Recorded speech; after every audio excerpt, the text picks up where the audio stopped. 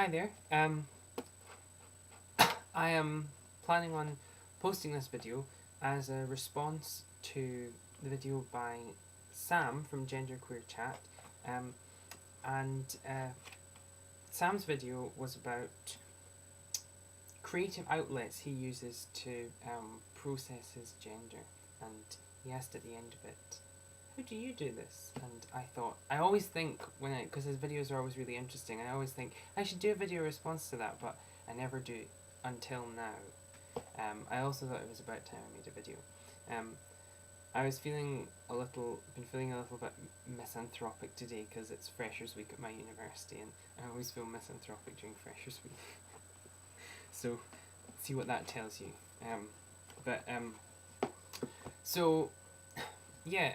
Sam talked about poetry, and I do write lots of poetry and I aspire to be a poet, but I actually tend not to write about gender in my poetry, and I'm not sure why that is, but I think maybe the reason for it is that in my airy-fairy poetic world, there are more interesting things to talk about than gender.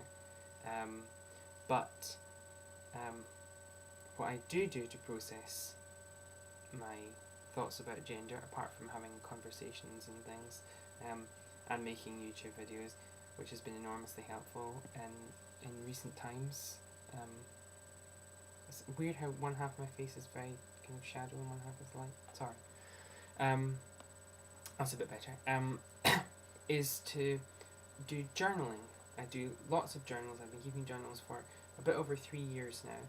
Since at the start of summer, it was 3 years since I kept this journal. I kept others when I was younger, but more recently, this last kind of 3 and a bit years has been a kind of consistent journaling effort, and I have journals going back 2 and a bit years. I don't have the first year's worth of journals. I have journals going back to that period of time, and I thought I would share them with you a little bit. And show you all the different journals. So, here we go. I apologise I look a wee bit of a mess today. And I was gonna maybe, I don't know, do myself up, put more makeup on for making this YouTube video. But then I thought, well, I've been out and about today, and why is YouTube more special? Why are people on YouTube more special than people who I see at the library? Obviously, you are more special than the people I see at the library, but, what I'm saying is, I shouldn't have to, make my makeup up for this particular thing. And that's one of the things that I have acquired, because when I first started wearing makeup, I was like, I have to do it perfectly every day. But if I just want to put on a bit of eyeliner, like I've got on today, I've just done my eyes today, like eyeliner and mascara. If I just want to do that, then that's fine, It doesn't make me any less feminine to not be wearing a massive pancake of foundation. So, when I started this journal, in fact when I finished this journal, I had no idea what the word genderqueer meant. I'd never heard it, and this is from the summer between finishing high school and coming to university, and it's in very nice brown leather, and it's got a little bookmark, and my writing in it is tiny. It's falling out of it. Oh, the page is falling out of it. Hang on. But you can see how tiny my writing is. Look how much I've crammed into one of those pages.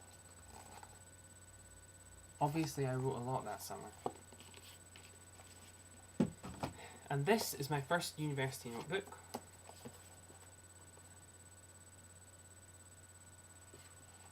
I've drawn a floor plan of my room when I moved in. And all these different things. Still tiny writing. And I'm sure there's a lot of angst in this one, because this is like the first six months of my being at university, and I'm sure this is full of angst, so I'm not going to leave it that much longer. This is lovely. Isn't this wonderful? I think maybe the first inklings of my starting to play with gender come out in this book, my second semester at university.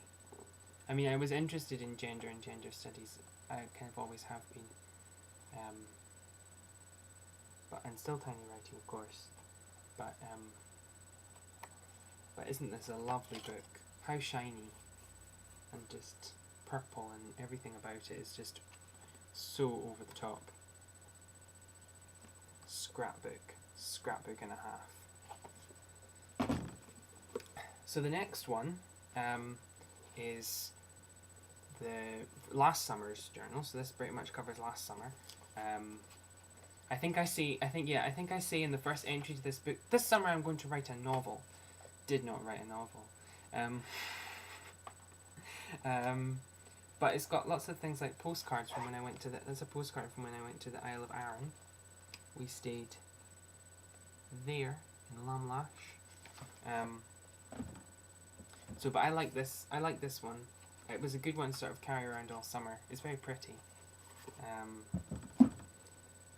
Then we have this. I came back to, in fact, I'm showing you them out of order, but it would be hard to get them into order. This from earlier this year. So this has got lots of interesting gendery stuff in it. I think by this point I'm already identifying. In fact, the first entry is from the day that I came out to my mum as genderqueer. So we went for a walk and talked about it. So this is from about 6 months ago, and that's the first entry in this book. Didn't even know that. That wasn't that totally unscripted. Serendipity. This is from a little earlier. Although this is probably no, this is the one before, and this will have the entry in it where of the day that I first wore makeup, and that would be pretty cool. Okay. Yep. Nearly there. Oh, I didn't write anything that week because I was so busy. Okay, never mind. Yeah, the summer when I had the lovely red spotty notebook, I only used the red spotty notebook for my sort of prose writings, and I did all my poems in this. And that was part of the year of sonnets when I wrote a sonnet a day for a year. They were mostly very bad sonnets, because if you're writing a sonnet a day, you have to sacrifice quality for quantity. But even so, looking back on this, I'm quite impressed with the fact that I wrote a sonnet a day for a year. It's my opportunity to show off sonnets. And this is from earlier this,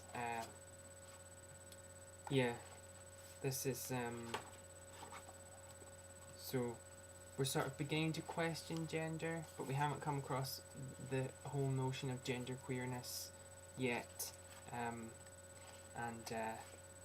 As you can see, it's from one of those hippie shops, this particular one in Edinburgh, because it sort of looks like bark, like kind of leaves, you know, because trees really are what give us books.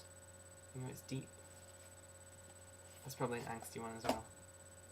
This is my most recent full journal, and it's shocking pink, and as you can see, I've written the word diary and surrounded it with a cloud of hearts in semi-ironic, true 7-year-old girl fashion.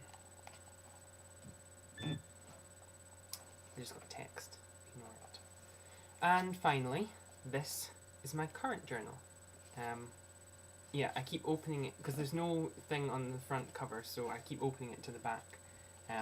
My writing has got a bit bigger and much messier in time, and all my talking about genderqueer and stuff is much more sophisticated now, obviously, but it's still very important, and yeah, I've quite enjoyed this little jaunt down memory lane. So thanks, Sam, for the inspiration for this. Yep, that's it from me.